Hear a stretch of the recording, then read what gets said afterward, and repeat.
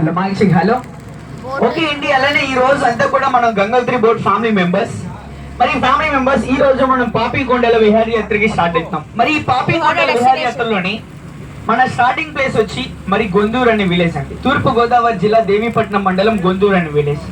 మన ending place వచ్చి పేరెంటాలపల్లి అనే విలేజ్.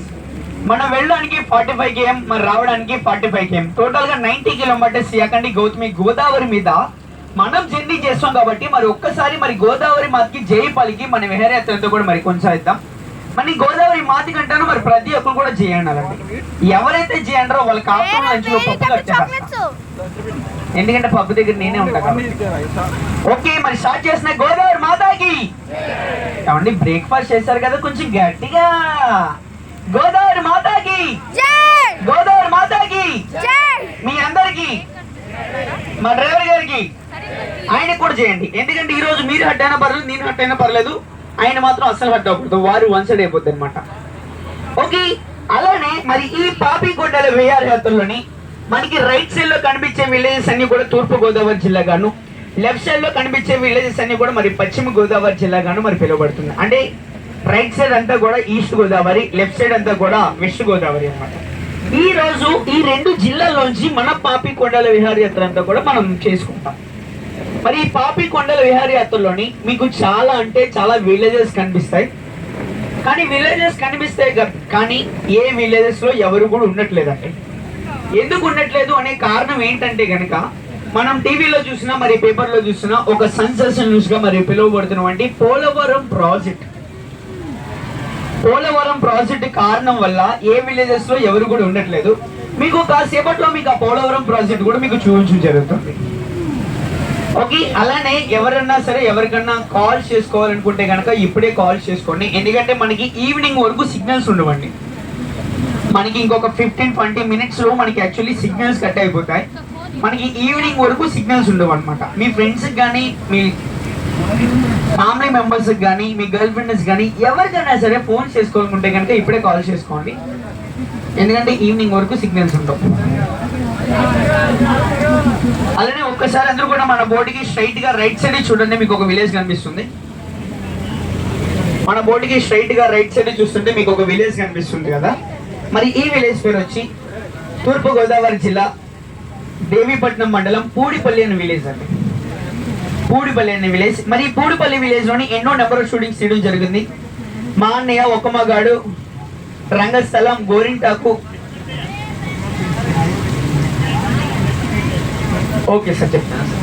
మరి అలా చెప్పుకుంటూ పోతే ఎన్నో మూవీస్ తీయడం జరిగిందండి ఆ విలేజెస్. ఈ విలేజ్ అనే కాదు, ఈ రోజు మన పాపికొండల విహారయాత్రలోని చాలా విలేజెస్ కనిపిస్తాయి. చాలా విలేజెస్ లోని, చాలా లొకేషన్స్ లోని చాలా మూవీస్ తీశారండి. మీకు అవన్నీ కూడా మీకు ఎక్స్ప్లెయిన్ చేయడం జరుగుతుంది.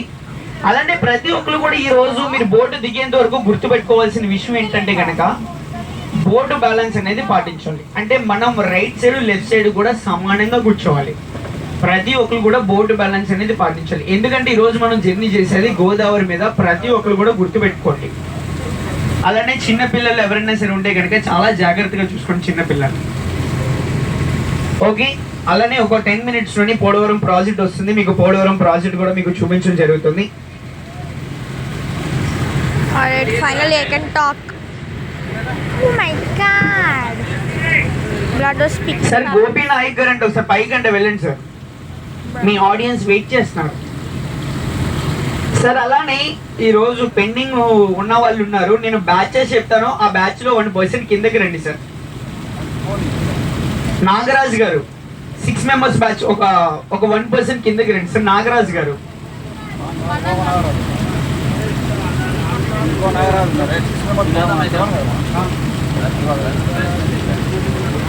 అలానే 7 members బ్యాచ్ హేమ వసంత గారు.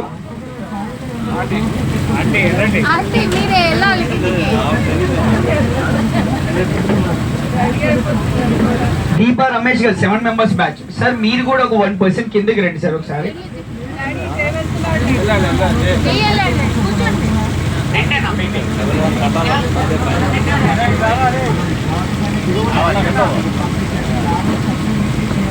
సరే, అలానే ప్రతి ఒక్కరు కూడా బోర్డు బ్యాలెన్స్ అనేది పాటించాలి. అలానే మరి మీ అందరికి ఎటువంటి బోర్ ఫీలింగ్ లేకుండా సరదాగా ఒక ఎంటర్టైన్మెంట్ షో కూడా స్టార్ట్ చేయడం జరుగుతుంది.